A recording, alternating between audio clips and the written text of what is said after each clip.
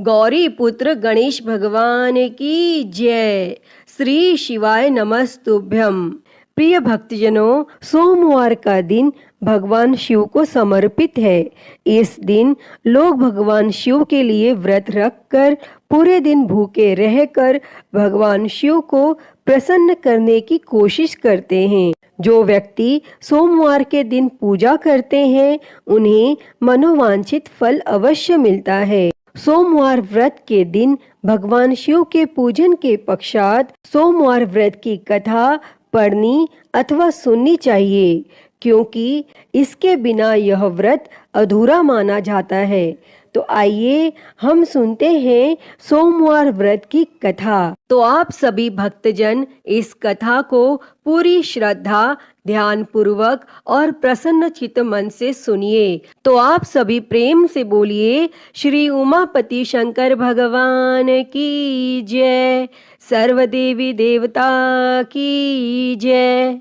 एक बार की बात है, माता पार्वती शिवजी को पति रूप में प्राप्त करने के लिए घोर तप कर रही थी और उनके तप को देखकर देवताओं ने शिवजी से देवी की मनोकामना को पूर्ण करने की प्रार्थना की। तब शिवजी ने माता पार्वती जी की परीक्षा लेने सप्त ऋषियों को भेजा और सप्त ऋषियों ने शिवजी के सैकड़ों अवगुण गिनाए, परंतु पार्वती जी को महादेव के अलावा किसी और से विवाह मंजूर नहीं था। भक्तजनों, विवाह से पहले सभी वर अपनी भावी पत्नी को लेकर आश्वस्त होना चाहते हैं। इसीलिए भगवान शिवजी ने स्वयं भी पार्वती जी की परीक्षा लेने की ठानी और भगवान शंकर प्रकट हुए और पार्वती जी को वरदान देकर अंतर ध्यान हुए।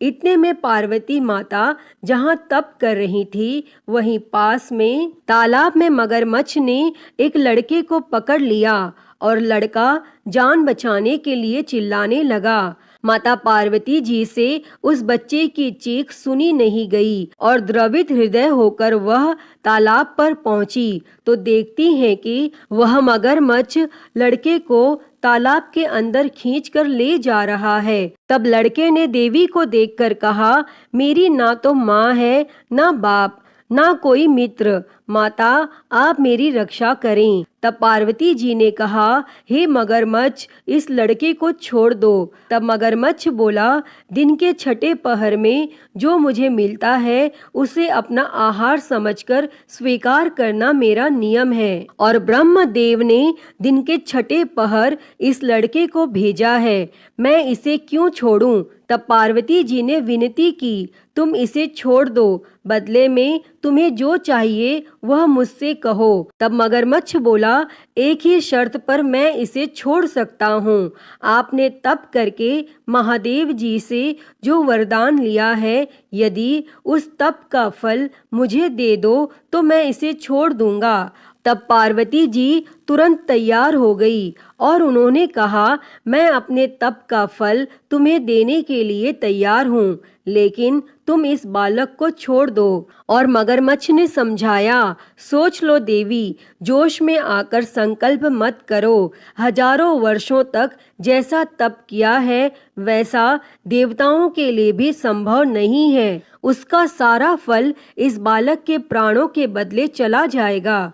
तब माता पार्वती जी ने कहा, मेरा निश्चय पक्का है, मैं तुम्हें अपने तप का फल देती हूँ, तुम इसको जीवन दे दो। और तब मगरमच्छ ने पार्वती जी से तप दान करने का संकल्प करवाया और तप का दान होते ही मगरमच्छ का देह तेज से चमकने लगा और मगरमच्छ बोला, हे पार्वती, देखो तप के प्रभाव से मैं तेजस्वी बन गया हूँ।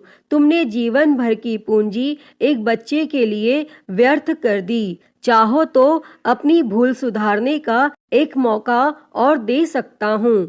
तब पार्वती जी ने कहा, हे ग्राह, तब तो मैं पुनः कर सकती हूँ, किंतु यदि तुम इस लड़के को निगल जाते तो इसका जीवन वापस नहीं मिल सकता था। और देखते ही देखते वह लड़का अदृश्य हो गया और मगरमच्छ भी लुप्त हो गया। तब पार्वती जी ने विचार किया, मैंने तब तो दान कर दिया है और अब पुनः तप आरंभ करूंगी। और पार्वती जी ने फिर से तप करने का संकल्प लिया। तब भगवान सदाशिव फिर से प्रकट होकर बोले, पार्वती भला अब क्यों तप कर रही हो? तब पार्वती जी ने कहा, प्रभु मैंने अपने तप का फल दान कर दिया है।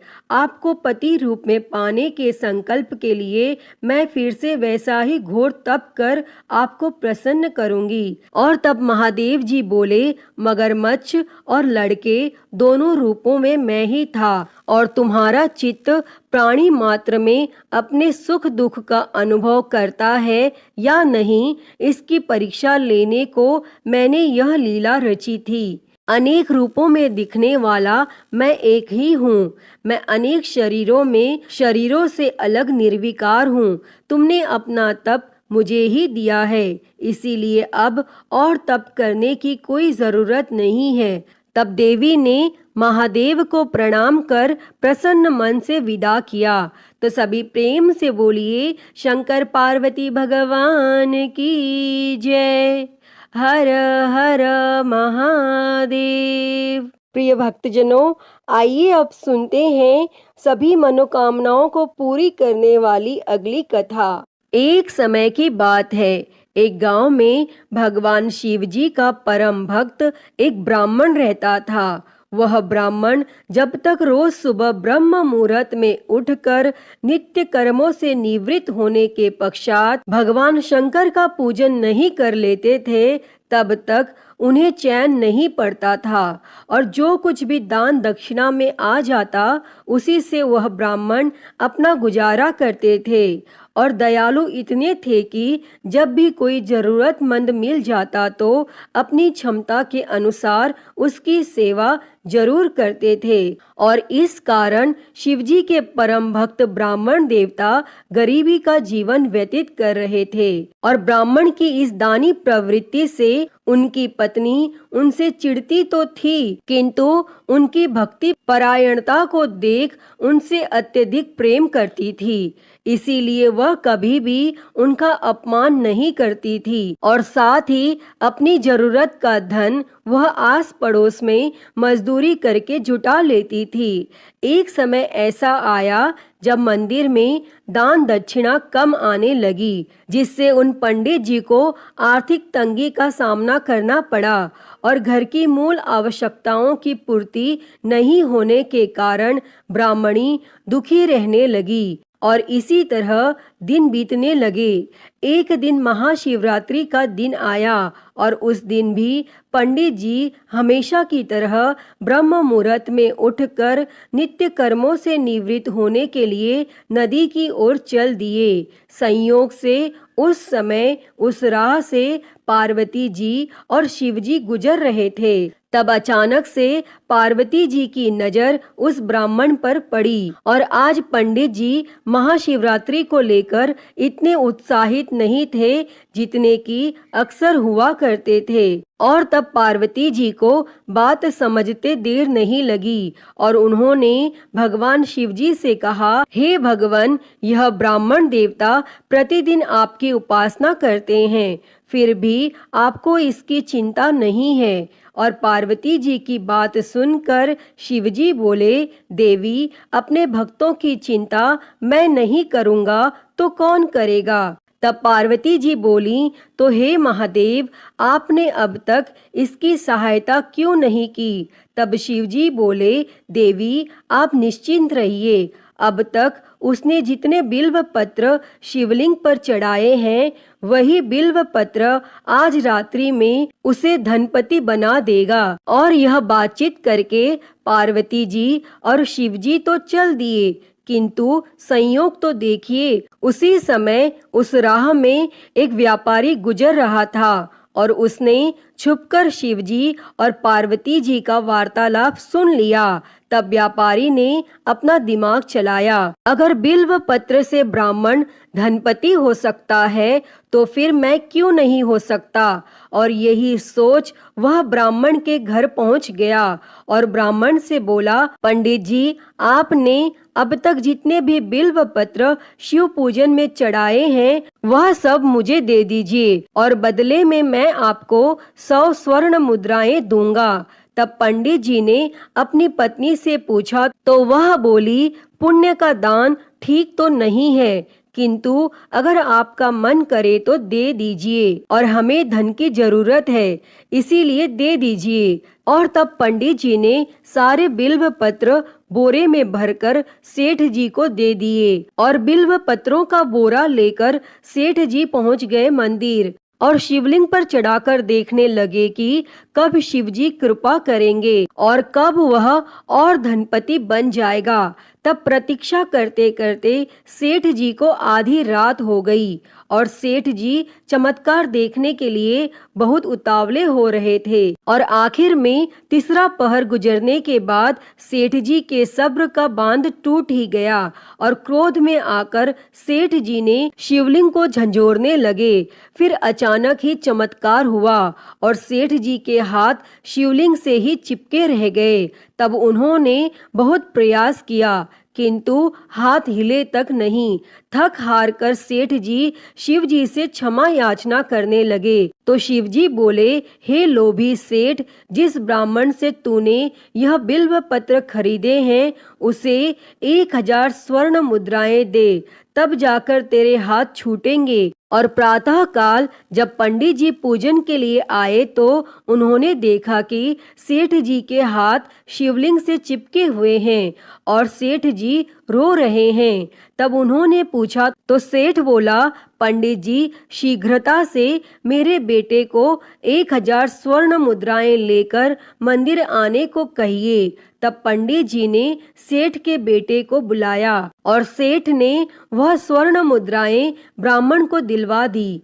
तब जाकर सेठ के हाथ शिवलिंग से छूटे और यह देखकर पार्वती जी शिवजी से पूछती हैं, हे नाथ, आपने अब तक अपने भक्त को कोई धन नहीं दिया। तब शिवजी बोले, देवी, मेरे पास कहाँ धन है जो मैं दूंगा, किंतु मेरा भक्त अब गरीब नहीं है, यह तुम स्वयं देख लो। और 1000 स्वर्ण मुद्राएं मिलने के बाद ब्राह्मण और ब्राह्मणी सुखी से अपना जीवन यापन करने लगे। अतः हे भगवान शिव जी, हे माता पार्वती, जैसी कृपा आपने उस ब्राह्मण पर की, ऐसी ही कृपा इस कथा को कहते, सुनते और हुंकारा भरते सभी पर करना। तो सभी प्रेम से बोलिए, शंकर पार्वती भगवान की जय। तो प्रिय भक्तजनों, आइए अब मनोकामनाओं को पूरी करने वाली दूसरी कथा को सुनते हैं। इस कथा को सुनने से ही व्रत संपूर्ण माना जाता है। उससे पहले आप सभी प्रेम से बोलिए, भगवान भोलेनाथ की जय, माता पार्वती की जय। किसी नगर में एक साहूकार रहता था। उसके घर में धन की कोई कमी नहीं थी, लेकिन उसकी कोई संतान नहीं थी, जिस वजह से वह बेहद दुखी था। पुत्र प्राप्ति के लिए वह भगवान शिव के प्रत्येक सोमवार का व्रत रखता था और पूरी श्रद्धा के साथ शिवालय में जाकर भगवान शिव और माता पार्वती जी की पूजा करता था। उसकी भक्ति देखकर माँ पार्वती प्रसन्न हो गईं और भगवान शिव से उस साहूकार की मनोकामना पूर्ण करने का निवेदन किया। पार्वती जी की इच्छा सुनकर भगवान शिव जी ने कहा कि हे पार्वती, इस संसार में हर प्राणी को उसके कर्मों के अनुसार फल मिलता है और उसके भाग्य में जो हो उसे भोगना ही पड़ता है। लेकिन माता पार्वती जी ने साहूकार की भक्ति का मान रखने के लिए उसकी मनोकामना पूर्ण करने की इच्छा जताई। तब माता पार्वती के आग्रह पर भगवान शिव जी ने साहूकार को पुत्र प्राप्ति का वरदान तो दे दिया, लेकिन साथ ही यह भी कहा कि उसके बालक की आयु केवल 12 वर्ष होगी। तब माता पार्वती और भगवान शिवजी की इस बातचीत को साहूकार सुन रहा था। उसे ना तो इस बात की खुशी थी और ना ही गम। वह पहले की ही भांति भगवान शिवजी की पूजा करता रहा और कुछ समय उपरांत साहूकार के घर एक पुत्र का जन्म हुआ। जब वह बालक 11 वर्ष का हुआ तो उसे पढ़ने के लिए काशी भेज दिया गया। साहूकार ने पुत्र के मामा को बुलाकर उसे बहुत सारा धन दिया और कहा कि तुम इस बालक को काशी विद्या प्राप्ति के लिए ले जाओ और मार्ग में यज्ञ करवाते जाना।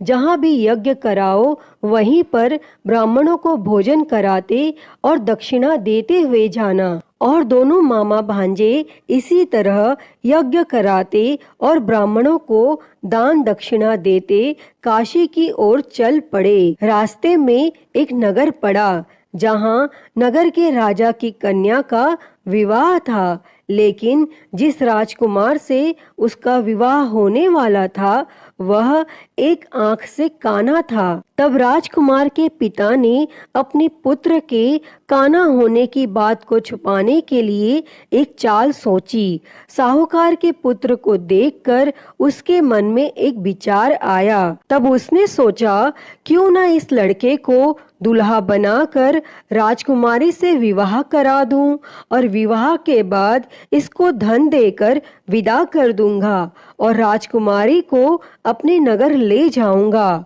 और फिर उस लड़के को दूल्हे का वस्त्र पहनाकर राजकुमारी से विवाह करा दिया गया।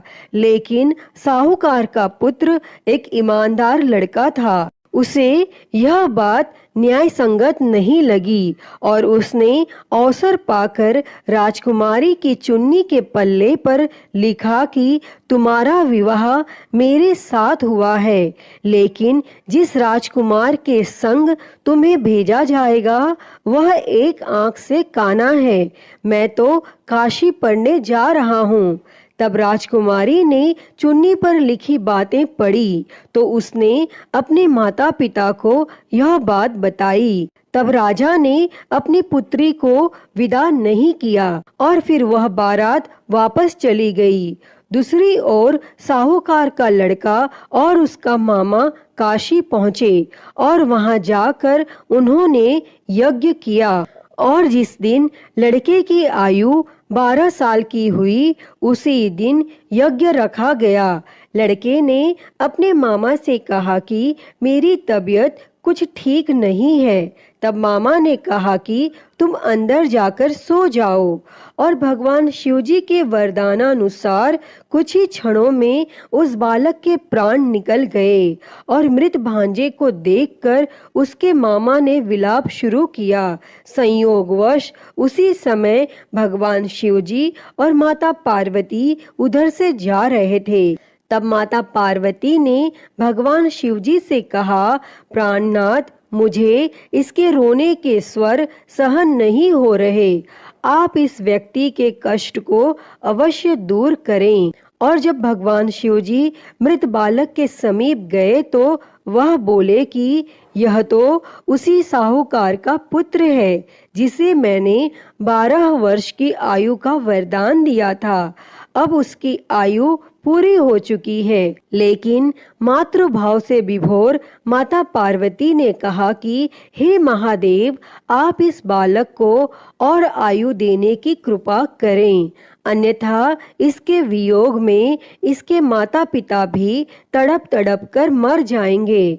और फिर माता पार्वती के आग्रह पर भगवान शिवजी ने उस लड़के को जीवित होने का वरदान दिया और शिवजी की कृपा से वह लड़का जीवित हो गया। और फिर शिक्षा समाप्त करके वह लड़का अपने मामा के साथ अपने नगर की ओर चल दिए और दोनों चलते हुए उसी नगर में पहुंचे जहां उसका विवाह हुआ था। और उस नगर में भी उन्होंने यज्ञ का आयोजन किया। तब उस लड़के के ससुर ने उसे पहचान लिया और महल में ले जाकर उसकी आव भगत की और अपनी पुत्री को उसके साथ विदा किया। और इधर भूखे प्यासे रहकर साहूकार और उसकी पत्नी बेटे की प्रतीक्षा कर रहे थे। उन्होंने प्रण कर रखा था कि यदि उन्हें अपने बेटे की मृत्यु का समाचार मिला तो वह भी प्राण त्याग देंगे। परंतु अपने बेटे के जीवित होने का समाचार पाकर वह बेहद प्रसन्न हुए। और फिर उसी रात भगवान शिवजी ने उस साहूकार के स्वप्न में आकर कहा, हे श्रेष्ठी, मैंने तेरे सोमवार के व्रत करने और व्रत कथा सुनने से प्रसन्न होकर तेरे पुत्र को लंबी आयु प्रदान की है। प्रिय भक्तों, जो कोई भी सोमवार का व्रत करता है या कथा सुनता और पढ़ता है, उसके सभी दुख दूर होते हैं और समस्त मनोकामनाएं पूर्ण होती हैं। अतः हे भगवान भोलेनाथ जी, जैसी कृपा आपने उस साहूकार के बेटे पर करी, वैसी ही कृपा इस कथा को कहते, सुनते और हुंकारा भरते सब पर करना। तो बोलिए भगवान भोलेनाथ की जय, माता पार्वती की जय। श्री शिवाय नमस्तुभ्यम। प्रिय भक्तजनों, आइए सुनते हैं श्री उमापति महादेव जी की आरती। तो सभी प्रेम से बोलिए हर हर महादेव। जय शिव ओमकारा, हो भोले भज शिव ओमकारा। ब्रह्मा विष्णु सदा शिव, भोले भोलेनाथ महाशिव। अर्धांगी धारा, ओम हर हर हर महादेव। एकानन चतुरानन पंचानन राजे, हो भोले पंचानन राजे। हंसासन गरुड़ासन, हंसासन गरुड़ासन। वृषवाहन साजे, ओम हर हर हर महादेव। दो भुज चार चतुर भुज, दस भुज अति सोहे, हो भोले दस भुज अति सोहे। तीनों रूप निरखता, भोले जी का रूप निरखता। त्रिभुवन जन मोहे, ओम हर हर हर महादेव। अक्षमाला बनमाला मुंडमाला धारी, भोले मुंडमाला धारी। चंदन मृग मद सोहे, चंदन मृग मद सोहे। भोले शुभकारी, ओम हर हर हर महादेव। श्वेतांबर पीतांबर बाघांबर अंगे, ओ भोले बाघांबर अंगे। सनकादिक ब्रह्मादिक, सनकादिक ब्रह्मादिक। भूतादिक संगे, ओम हर हर हर महादेव। कर के मध्य कमंडल चक्र त्रिशूल धरता, हो भोले चक्र त्रिशूल धरता। जग करता जग भरता, जग करता जग भरता। जग संहार करता, ओम हर हर हर महादेव।